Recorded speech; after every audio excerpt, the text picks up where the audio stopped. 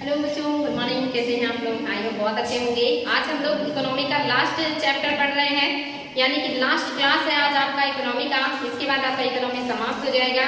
अभी आपके पास इकोनॉमी के बहुत सारे क्लासेस हो गए हैं और उनको सीक्वेंस से आप 1 बाय 1 करके देखिएगा, नोट कीजिएगा, रिविजन कीजिएगा। यहाँ से आपको एग्जाम में बहुत हेल्प मिलेगा। आज आपका इकोनॉमी समाप्त हो जाएगा और कल से हम मॉडर्न हिस्ट्री शुरू करेंगे। तो बच्चों, आज आपका जो क्लास है इसका ये लास्ट क्लास है। तो आज की क्लास को चलिए शुरू करते हैं। और आज आपका क्लास है भारत की जनगणना। बहुत ही इंपॉर्टेंट क्लास, भारत की जनगणना से क्वेश्चन है। यहाँ पे क्या है इसमें खास? तो भारत में जनगणना की शुरुआत लॉर्ड मेयो के काल में सन 1872 में शुरू हुआ था। ये इंपॉर्टेंट है बच्चों, एग्जाम में आता है कि भारत में पहली जनगणना किसके शासनकाल में हुआ था? लॉर्ड मेयो के शासनकाल में हुआ था। टाइम पीरियड क्या था? 1872 का टाइम पीरियड था। ये लॉर्ड मेयो ने जब जनगणना करवाई थी, लेकिन नियमित जनगणना उसके बाद लॉर्ड रिपन के काल में 1881 में शुरू हुआ था।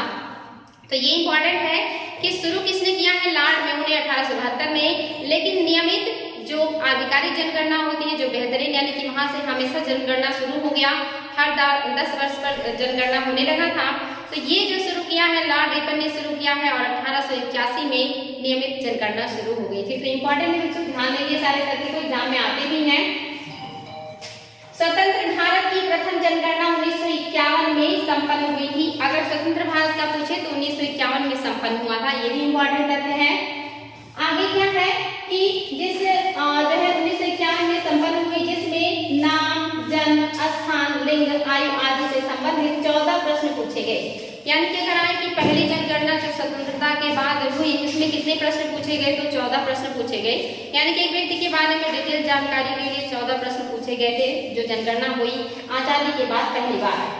जनगणना पूर्ण करने की जिम्मेदारी किसकी होती है? वेरी वेरी इंपॉर्टेंट बच्चों, जनगणना पूर्ण करने की जिम्मेदारी गृह मंत्रालय के अंतर्गत महारजिस्ट्रार एवं जनगणना आयुक्त के कार्यालय की होती है। इसका होता है तो गृह मंत्रालय के अंतर्गत है। और कौन है? महारजिस्ट्रार एवं जनगणना आयुक्त का कार्यालय जो है यही जनगणना का कार्य करता है। नेक्स्ट है जो जनसंख्या वृद्धि की दृष्टि से भारतीय जनसंख्या को 4 चरणों में विभक्त किया गया है। यानी कि जनसंख्या जो वृद्धि का दर है, इसको कितने भागों में बांटा गया है? तो 4 चरणों में बांट करके हम इसका अध्ययन करते हैं कि भारत की जो जनसंख्या है वो किस तरह से और किस किस टाइम में किस तरह का इसमें वृद्धि दर रहा है। तो 1891 से 21 के मध्य जनसंख्या कैसी थी? तो भारत की स्थिर या मंद वृद्धि वाली अवस्था थी। यानी कि जो जनसंख्या थी भारत की 1891 से लेकर के 1921 के बीच जो जनसंख्या था, ये काफी मंद स्तर का था या कहीं ज्यादा वृद्धि नहीं था। 1921 से 51 के बीच जनसंख्या की अल्प वृद्धि या सतत वृद्धि की अवस्था थी और 1951 से 81 के मध्य जनसंख्या तीव्र वृद्धि की अवस्था में थी। सबसे ज्यादा तेज जनसंख्या वृद्धि यहीं पर हुआ है। ये इंपॉर्टेंट है बच्चों। 1981 से वर्तमान में, यानी कि जो 1981 के बाद से वर्तमान की स्थिति है, एक ऐसी है जनसंख्या वृद्धि दर में कमी के साथ तीव्र वृद्धि वाला अवस्था पाया जाता है। तो ये टाइम पीरियड है। टाइम पीरियड के अकॉर्डिंग भारत में जनसंख्या की वृद्धि दर कैसी है, इसको देखिएगा। एग्जाम में आता है कि कब जो है जनसंख्या वृद्धि दर बहुत ज्यादा थी, कब जनसंख्या वृद्धि दर निम्न थी, कब सामान्य थी। तो ये सारी चीजें बहुत इंपॉर्टेंट है बच्चों। नेक्स्ट है 1891 से 1921 के दौरान भारत में जन्म दर तथा मृत्यु दर दोनों ही उच्च स्तर पर था। यानी कि दोनों स्थिति उच्च थी, जन्म दर भी बहुत था और मृत्यु दर भी बहुत था। और इस समय पहली बार 1921 में मोस्ट इंपॉर्टेंट, ये एग्जाम में बहुत ज्यादा आता है, पहली बार 1921 में जनसंख्या दर ऋणात्मक थी। यानी कि माइनस हो गया था, सामान्य भी नहीं था, स्थिर भी नहीं था, माइनस में चला गया था जनसंख्या। और ऐसा पहली बार हुआ था 1921 में। और इसे कहा गया महान विभाजक वर्ष। जनसंख्या का महान विभाजक वर्ष किसे कहा जाता है? 1921 को। ये एग्जाम में बहुत ज्यादा आता है कि जनसंख्या का महान विभाजक वर्ष किसे कहा जाता है? 1921 को, क्योंकि इस समय जनसंख्या ऋणात्मक हो गई थी। साथ ही लघु विभाजक भी कहा जाता है। 1951 को जनसंख्या का लघु विभाजक कहा जाता है। ये दोनों पॉइंट याद रखेंगे बच्चों, एग्जाम में बहुत ज्यादा आता है, ये मोस्ट इंपॉर्टेंट है। नेक्स्ट पॉइंट है 1961 से 71 के दौरान भारत की जनसंख्या वृद्धि दर सर्वाधिक थी। ये आप तक याद रखेंगे, 24.80% इसकी वृद्धि दर थी, जो अब तक की की सबसे तीव्र वृद्धि दर थी जनसंख्या की। ये एग्जाम में बहुत ज्यादा आता है। 61 से 71 के मध्य की ये स्थिति है। जनगणना 2011 भारत की 15वीं राष्ट्रीय जनगणना तथा स्वतंत्र भारत की 7वीं जनगणना है। ये भी इम्पोर्टेंट है कि जो 2011 का जनगणना हुआ है ये भारत की 15वीं जनगणना थी और स्वतंत्र भारत की ये 7वीं जनगणना है। ये भी बहुत इंपॉर्टेंट है। अगर पूछे कि ये कौन से नंबर का था तो 15वीं, लेकिन स्वतंत्र भारत का पूछे तो ये 7वें नंबर की जनगणना थी। ये तथ्य भी आप ध्यान देंगे। नेक्स्ट है बच्चों, पहली बार जाति आधारित जनगणना वर्ष 1931 में की गई थी। ये भी इम्पोर्टेंट है कि पहली बार जाति आधारित जनगणना कब किया गया था, कि अलग अलग जातियों की कितनी जनसंख्या है या अलग अलग धर्मों की क्या जनसंख्या है, इस तरह की जनगणना पहली बार 1931 में किया गया था। ये पॉइंट इम्पोर्टेंट है। और स्वतंत्र भारत की पहली इस तरह की जो जाति आधारित जनगणना है ये जो है शुरू हुआ था, जो कि सामाजिक आर्थिक जाति आधारित जनगणना था। ये 29 जून 2011 में त्रिपुरा के संखोला ग्राम से शुरू हुआ था। एग्जाम में आता है कि 2011 की जनगणना किस डेट से शुरू हुआ और कौन से प्लेस से शुरू हुआ। तो डेट भी याद होना चाहिए आपको, 29 है और कौन सा राज्य है, त्रिपुरा है, प्लेस कौन सा है, गांव कौन सा है, संखोला ग्राम है, यहीं से शुरू हुआ था। तो ये बहुत इंपॉर्टेंट है। सामान्य जनगणना जहां गृह मंत्रालय के अंतर्गत जनगणना आयुक्त के तत्वाधान में होता है, यानी कि सामान्यतः जनगणना जो है गृह मंत्रालय के अंतर्गत है और वही करवाता है। लेकिन वही सामाजिक आर्थिक एवं जातिगत जनगणना कौन करवाता है, ग्रामीण विकास मंत्रालय एवं पीसी, यानी कि आपका जो योजना आयोग है, planning commission. Most important question है बच्चों कि सामान्य जनगणना जो है ये गृह मंत्रालय के अधीन किया जाता है और गृह मंत्रालय के अधीन कौन करता है, तो मैंने आपको बताया था गृह मंत्रालय के अंतर्गत महा रजिस्ट्रार एवं जनगणना आयुक्त के कार्यालय द्वारा जनगणना किया जाता है। लेकिन आर्थिक सामाजिक और जातिगत जनगणना की बात करें तो ये कृषि विकास मंत्रालय या ग्रामीण विकास मंत्रालय एवं प्लानिंग कमीशन योजना आयोग ये कार्य करता है। बहुत ही बढ़िया क्वेश्चन बनेगा यहाँ से। नेक्स्ट आपका क्वेश्चन है या डिटेल है, डिटेल में देख लीजिए कि भारत की सर्वाधिक और न्यूनतम जनसंख्या वाले 4 राज्य। आपको 4 राज्य एग्जाम में बहुत ज्यादा पूछता है कि इनका अवरोही क्रम या आरोही क्रम में भी सजाए या कोड की सहायता से सही मिलान करें, या इंडिविजुअल भी पूछ लेता है कि कौन से राज्य की जनसंख्या सबसे ज्यादा है। तो इसको देखेंगे हम। सर्वाधिक जनसंख्या उत्तर प्रदेश की है, सेकंड जो सबसे ज्यादा जनसंख्या रखता है महाराष्ट्र है, तीसरा बिहार और चौथा पश्चिम बंगाल है। ये घटते क्रम में जनसंख्या का है। और दूसरा जो है ये न्यूनतम जनसंख्या वाले राज्यों का क्रम है, सबसे कम सिक्किम की जनसंख्या है, उसके बाद मिजोरम दूसरे नंबर पे है, तीसरे नंबर पर अरुणाचल है और चौथे नंबर पर गोवा है जनसंख्या के आधार पर। इसलिए क्वेश्चन बनता है कि जनसंख्या के आधार पर सबसे छोटा राज्य भारत का कौन है, तो सिक्किम, लेकिन क्षेत्रफल के आधार पर सबसे छोटा राज्य कौन सा है, तो गोवा। ठीक है बच्चों, ये बहुत ही बढ़िया है, ध्यान देंगे। नेक्स्ट है भारत की सर्वाधिक जनसंख्या वाले 4 केंद्र शासित तथा 3 न्यूनतम जनसंख्या वाले केंद्र शासित प्रदेशों का क्या नाम है, तो पहला है दिल्ली जिसकी जनसंख्या सबसे ज्यादा है, सेकंड है पुदुचेरी और थर्ड है चंडीगढ़ और चौथा है अंडमान निकोबार द्वीप समूह। ये है आपका जो केंद्र शासित प्रदेश है, इनकी जनगणना का आधार। नेक्स्ट है बच्चों न्यूनतम जनसंख्या आधार हम देखेंगे तो लक्षद्वीप है, उसके बाद दमन द्वीप है और उसके बाद दादरा नगर हवेली है, जहां पर न्यूनतम जनसंख्या पाया जाता है। नेक्स्ट क्वेश्चन, भारत में सर्वाधिक और न्यूनतम दशकीय वृद्धि दर वाले राज्य, यानी कि 10 सालों में सबसे ज्यादा और सबसे कम जो है वृद्धि कहाँ हुआ है, तो ये चीज यहाँ पे पूछ रहा है कि न्यूनतम वृद्धि कहाँ पे हुआ है, ये बताना है आपको। तो मेघालय में सबसे कम वृद्धि हुआ है, सबसे ज्यादा वृद्धि मेघालय में हुआ है, उसके बाद अरुणाचल प्रदेश में हुआ है, उसके बाद बिहार में और फिर आपका जम्मू एंड कश्मीर में है। तो क्रम में बताना है कि 10 सालों में सबसे ज्यादा वृद्धि कहाँ हुआ है जनसंख्या में, तो मेघालय है, बहुत बार एग्जाम में आ चुका है। दूसरा आप देख रहे हैं अरुणाचल प्रदेश है, तीसरा बिहार है और चौथा जम्मू कश्मीर है।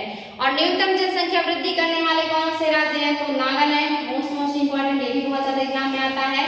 दूसरा आपका केरल है, तीसरा गोवा है और चौथा आपका है आंध्र प्रदेश। तो ये है आपके न्यूनतम 10 के लिए हम याद रखेंगे कि सबसे कम जो जनसंख्या वृद्धि करता है वो नागालैंड है, फिर केरल है, फिर गोवा है, उसके बाद आंध्र प्रदेश है। बहुत ही इंपॉर्टेंट क्वेश्चन है। नेक्स्ट, भारत के सर्वाधिक 10 के वृद्धि दर वाले 4 केंद्र शासित प्रदेश एवं न्यूनतम 10 के वृद्धि दर वाले 3 केंद्र शासित प्रदेश। यानी कि केंद्र शासित प्रदेशों में कौन से वो राज्य हैं जो बहुत तेजी से जनसंख्या वृद्धि कर रहे हैं और कौन से हैं जो बहुत कम वृद्धि कर रहे हैं, तो उनको भी देखेंगे। दादरा नगर हवेली सबसे तेजी से जनसंख्या वृद्धि करने वाला केंद्र शासित प्रदेश, और दूसरा है दमन दीव, और तीसरा है पुडुचेरी, और चौथा है दिल्ली। दादरा नगर हवेली, दमन दीव, पुडुचेरी और दिल्ली, इनकी जनसंख्या वृद्धि दर सबसे तेज है। और न्यूनतम किसका है?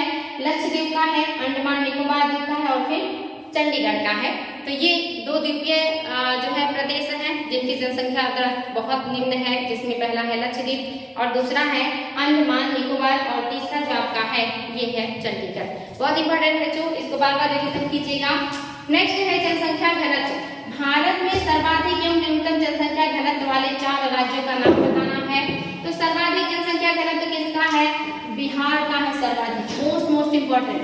दूसरा है पश्चिम बंगाल, तीसरा है केरल और चौथे नंबर पर आता है उत्तर प्रदेश। ये बहुत इंपॉर्टेंट है बच्चों, एग्जाम में आता है जनघनत्व के आधार पर उत्तर प्रदेश का कौन सा स्थान है, तो ये चौथा स्थान है और सबसे ज्यादा बिहार का है।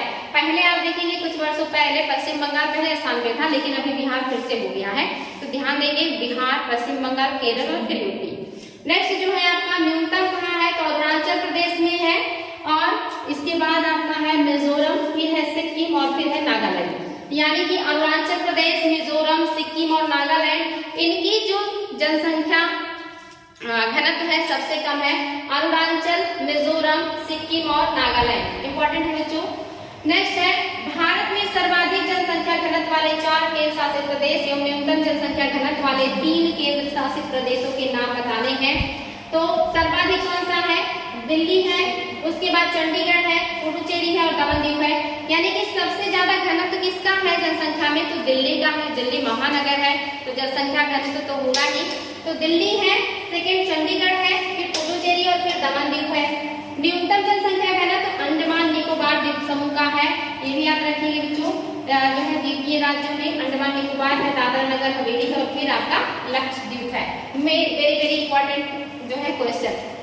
ये मैंने आपको बताया ही था कि भारत की जनसंख्या घनत्व जनगणना 2011 के आधार पर 17.72% की दशकीय वृद्धि के साथ 382 व्यक्ति प्रति वर्ग किलोमीटर है। एग्जाम में आता है कि भारत का जनघनत्व कितना है, 382 है। नेक्स्ट है लिंगानुपात के आधार पर राज्यों का हम देखेंगे क्रम। भारत के सर्वाधिक एवं न्यूनतम जनसंख्या लिंगानुपात वाले 4 राज्य, ये भी एग्जाम में बहुत ज्यादा आता है और कभी कभी दूसरे या तीसरे नंबर का पूछ लेता है कि दूसरे नंबर का सबसे ज्यादा लिंगानुपात वाला राज्य कौन सा है। तो ये भी इंपॉर्टेंट है बच्चों, ध्यान देंगे कि केरल का जो है लिंगानुपात सबसे ज्यादा है, उसके बाद है तमिलनाडु और तीसरे नंबर पे है आंध्र प्रदेश, चौथे नंबर पर है छत्तीसगढ़। केरल, तमिलनाडु, आंध्र प्रदेश और छत्तीसगढ़ ये लिंगानुपात के अनुसार राज्य हैं। और न्यूनतम लिंगानुपात हरियाणा का है और उसके बाद है जम्मू कश्मीर का, फिर है सिक्किम का और फिर है पंजाब का। हरियाणा, जम्मू कश्मीर, सिक्किम और पंजाब, इनका जो जनघनत्व है या जो लिंगानुपात है ये सबसे कम है। सबसे ज्यादा आपका केरल का है, ये चीज ध्यान रखिएगा। फिर तमिलनाडु, आंध्र प्रदेश और छत्तीसगढ़, सबसे कम हरियाणा, जम्मू कश्मीर, सिक्किम और पंजाब। भारत के सर्वाधिक लिंगानुपात वाले 4 केंद्र शासित प्रदेश व न्यूनतम लिंगानुपात वाले 3 केंद्र शासित प्रदेशों का नाम बताना है। ये राज्य है और ये केंद्र शासित प्रदेश हैं। तो सबसे ज्यादा लिंगानुपात पुडुचेरी का है, उसके बाद लक्षद्वीप का है और फिर है अंडमान निकोबार का, चौथे नंबर पे आ जाएगा दिल्ली। यानी कि अगर आप देखें तो नीचे की जो केंद्र शासित प्रदेश है इनका लिंगानुपात अच्छा है, खास करके पुडुचेरी, लक्षद्वीप, अंडमान निकोबार का और उसके बाद है दिल्ली। न्यूनतम जो है कहाँ है लिंगानुपात, तो दमन द्वीप में है और दादरा नगर हवेली में है। न्यूनतम लिंगानुपात सबसे कम दमन द्वीप में, सेकंड नंबर पे दादरा नगर हवेली और आपका थर्ड नंबर पे है चंडीगढ़। तो ये है जो है लिंगानुपात में अधिकतम और न्यूनतम केंद्र शासित प्रदेश। नेक्स्ट है भारत के सर्वाधिक एससी यानी कि शेड्यूल कास्ट यानी कि अनुसूचित जाति जनसंख्या वाले 4 राज्य तथा सर्वाधिक जो है एससी जनसंख्या वाले केंद्र शासित प्रदेश, यानी कि यहाँ पे आपको राज्य भी बताना और केंद्र शासित प्रदेश भी बताना है जहाँ पर एससी यानी कि शेड्यूल कास्ट यानी कि अनुसूचित जाति की जनसंख्या सबसे ज्यादा है। एग्जाम में बहुत ज्यादा आता है क्योंकि इसमें आप देखेंगे यूपी फर्स्ट है, अनुसूचित जाति की संख्या यूपी में सबसे ज्यादा है, सेकंड पे पश्चिम बंगाल है, थर्ड पे बिहार है और चौथे नंबर पर तमिलनाडु है जहां पर अनुसूचित जातियों की जनसंख्या सबसे ज्यादा है। और केंद्र शासित प्रदेशों में दिल्ली सबसे ज्यादा अनुसूचित जाति निवास करते हैं और दूसरे में है चंडीगढ़, तीसरा है पुदुचेरी और चौथा है दादरा और नगर हवेली। दिल्ली, चंडीगढ़, पुदुचेरी और दादरा नगर हवेली में सबसे जो है आप देखेंगे कि जनसंख्या ज्यादा है किसका, तो एससी यानी कि शेड्यूल कास्ट का।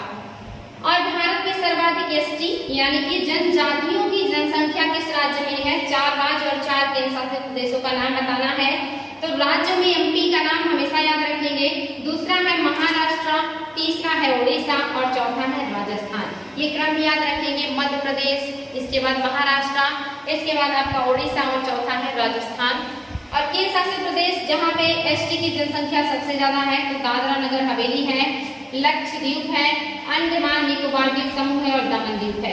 यानी कि यहाँ पर ज्यादातर जो है ये सब द्वीपीय राज्य हैं केंद्र शासित प्रदेशों में जहाँ पर एसटी की जनसंख्या ज्यादा है, दादरा नगर हवेली में, उसके बाद लक्षद्वीप, फिर आपका अंडमान निकोबार और लास्ट में है दमन द्वीप। नेक्स्ट है भारत के सर्वाधिक एवं न्यून साक्षर दर वाले 4 राज्य यानी कि सबसे ज्यादा साक्षरता कहाँ है और सबसे कम साक्षरता। तो सबसे अधिक जो साक्षरता है केरल में है, उसके बाद मिजोरम है, थर्ड पे गोवा है और फोर्थ पे त्रिपुरा है। केरल, मिजोरम, गोवा और त्रिपुरा ये है क्रम साक्षरता का जहाँ पर साक्षरता बढ़िया है। और दूसरा जो न्यूनतम है बिहार याद रखेंगे, सबसे कम साक्षरता बिहार की है, इसके बाद है अरुणाचल प्रदेश और फिर है राजस्थान और झारखंड। यानी कि बिहार, अरुणाचल प्रदेश और झारखंड, राजस्थान और झारखंड यहाँ पर न्यूनतम पाया जाता है जो शिक्षा का अनुपात है या साक्षरता दर। भारत के सर्वाधिक साक्षर दर वाले 4 केंद्र शासित प्रदेश और न्यूनतम साक्षरता वाले 4 केंद्र शासित प्रदेश, तो अधिकतम लक्षद्वीप में है याद रखेंगे और न्यूनतम दादरा नगर हवेली में है, ये जरूर याद रखेंगे। और बाकी अब तो क्रम भी एग्जाम में बहुत ज्यादा पूछा जाने लगा है। लक्षद्वीप, दमन द्वीप, अंडमान निकोबार और दिल्ली यहाँ पर अधिकतम साक्षरता है और न्यूनतम कहाँ है, दादरा नगर हवेली, पुडुचेरी और चंडीगढ़ में। ये भी इम्पोर्टेंट तथ्य है बच्चों, ध्यान देंगे। इसके अलावा शिशु लिंगानुपात भी कभी कभी पूछ लेता है कि 0 से 6 आयु वर्ग के बच्चों को शिशु लिंगानुपात कहते हैं और ये सर्वाधिक कहाँ है, तो सर्वाधिक अरुणाचल प्रदेश में है शिशु लिंगानुपात, दूसरा है मेघालय, तीसरा है मिजोरम और चौथा है छत्तीसगढ़। शिशु लिंगानुपात में सबसे ज्यादा है अरुणाचल प्रदेश का। दूसरा है न्यूनतम में है हरियाणा, पंजाब, जम्मू कश्मीर और राजस्थान। इंपॉर्टेंट बच्चों, न्यूनतम लिंगानुपात हरियाणा का है, फिर पंजाब का, फिर जम्मू कश्मीर और राजस्थान का। नेक्स्ट है शिशु लिंगानुपात में जो केंद्र शासित प्रदेशों वाला जो राज्य है सर्वाधिक या सबसे कम, तो यहाँ पे आप देखेंगे अंडमान और निकोबार, पुडुचेरी, इसके अलावा दादरा नगर हवेली और फिर लास्ट में आपका है लक्षद्वीप। यहाँ पर पाया जाता है न्यूनतम लिंगानुपात जो है राज्यों में देखेंगे तो दिल्ली, चंडीगढ़ और दमन द्वीप। यानी कि न्यूनतम कहाँ पे है और अधिकतम कहाँ पे है ये आपको देखना है। तो अधिकतम और न्यूनतम दोनों इसको देखिएगा, बार बार रिविजन कीजिएगा, आप लोगों के लिए बहुत हेल्पफुल होगा। एग्जाम में बहुत ज्यादा पूछा जाता है। तो आज के लिए इतना ही, थैंक यू। आज आखिरी क्लास था, फिर मिलेंगे नए क्लास में मॉडर्न हिस्ट्री के साथ। Thank you.